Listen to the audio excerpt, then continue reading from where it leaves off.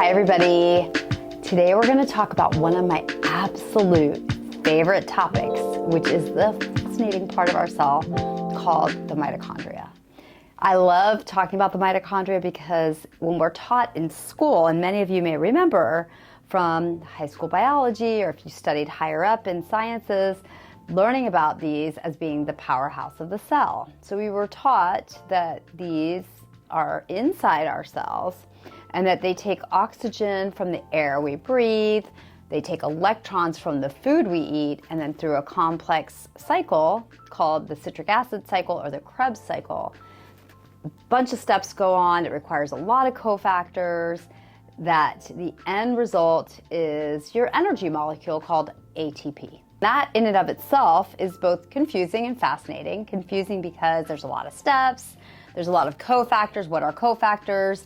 It can be minerals, vitamins, things like NAD that everybody is talking about. So understanding all of that is really, really important in and of itself because it is both fascinating and complex, but it turns out that is just the beginning. That is not even the exciting part about our mitochondria. So for all this time, we didn't really understand it. And I'm not sure when the connection was made, but researchers were able to find out how the mitochondria came inside the cell was through an engulfing process where basically humans started out as cellular product, like basically a group of cells. And we were able to take in the mitochondria, which was its own bacteria living on the planet. And we kind of hijacked it, brought it inside of our own cells, and used it for this energy production. But what is so incredible is that when you take a step back and realize that the mitochondria was its own bacteria, there are many things that come with that. Number one is mitochondria have their own DNA. It's called mitochondrial DNA. It's a very small amount of DNA compared to our nuclear or our full DNA when we think of DNA. But it's a separate set of information that's believed to primarily come from your mother. Additionally, mitochondria were able to exist on the planet on their own. So how are you able to do that? Well, they had to have a way of getting their own energy. And it seems like a lot of that was through light because there are photoreceptors in the mitochondria. So the mitochondria were able to get energy from the sun. Plus, they were able to help the atmosphere and take in oxygen and utilize it. So those couple of things are really interesting. And then it was also had to have the capacity to handle stress. So the mitochondria either is sensitive to stress and knows how to process stress. So there are things like reactive oxygen species that are produced by the energy production of the mitochondria. The mitochondria is sensitive to the environment, to stress in the environment. Those types of things are things that we've learned or understood over the past, decade or two. But nobody's really been able to figure out what to do with that. So I've had a personal interest in mitochondrial medicine since the age of 20 because at 20, so I was diagnosed with leukemia at 15. When it relapsed on my ovary, I had to go back into chemo at age 20. And one of the chemotherapeutic drugs that I was taking, and by the way, this type of leukemia I had has a 90% or higher cure rate with chemo. So in that case, it was not a question. And we got me back on the protocol of the chemotherapy based on the oncologist's recommendations. And that drug hadn't quite hit what they described as the max for my body, but I had an effect with my mitochondria in my heart and went into heart failure. So I've been interested in mitochondrial medicine for my whole life pretty much because that's how I was able to work on healing my heart, was with nutrients like coenzyme Q10 and carnitine, and eventually studying all the things that came out with mitochondria over the past 20 years or so. So everything from teaching the mitochondria to use fat as energy, everything from utilizing photons, so light for mitochondrial production, mitochondrial energy production, but also the production of new mitochondria.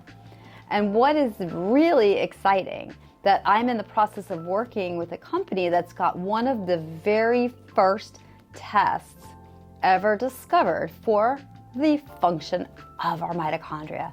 I've asked for about the same 20 years, how can I tell if I'm healing the right way? And in the biohacking space, everybody is just trying everything, if you haven't noticed. Whether it's cold plunges, light therapy, PEMF, and a lot of influencers claiming that they know what's best and everybody's doing what everybody else is doing, and all of these supplements. So I describe it to my patients, it's kind of like throwing spaghetti at the wall when it comes to mitochondrial supplementation, because there's all these good things that have been shown to help, but we don't know, is it going to help you at this stage? And this test, which is called MeScreen, and it's done predominantly with some researchers out in San Diego, is the first of its kind that I've found. It's been around a couple of years to look at mitochondrial dynamics. So are you able to use both glucose and fat for fuel? How is your mitochondrial potential, your energy production? How much reactive oxygen species are you making, which is something you don't want to be too high, because then it can damage the mitochondria itself. So stay tuned, because we will be sharing more as time goes by. But the test, this was one of mine, gives these little clocks for the different areas. And what I found on my own test was that I was taking a lot of amazing things. I've always been doing a lot of amazing things. I've been playing with, low carb, ketogenic diets.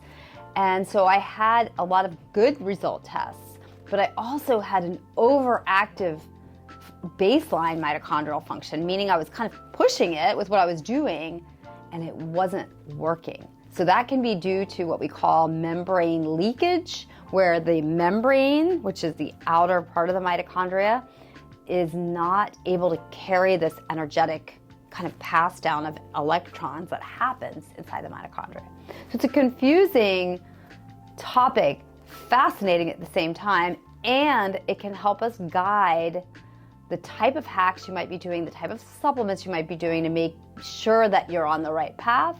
In a lot of cases, we may want you to stop some of the hacks you're doing and just take 90 days or so to repair your cell membranes. Getting your nervous system under control, because remember I told you that if the mitochondria is stressed, it senses the environment, it goes into shutdown mode. So this is an exciting area of research. We now have one of the first tests of its kind to help guide people. I'm super excited to share that with you. We'll break it down in more detail so you have a better understanding. We'll give you capacity to be able to do the test on yourself if you're interested. Drop us a message below, and just an exciting time to be in medicine while we understand that these major driving forces, the energy producers in all of our cells, remember every cell except red cell has mitochondria. The brain, the heart, the muscles have the most. So brain fog, fatigue, post-exertional fatigue, cardiac-related issues can all come when our mitochondria are not healthy. So as we repair this, we're going to see a resolution and improvement in diseases across the board.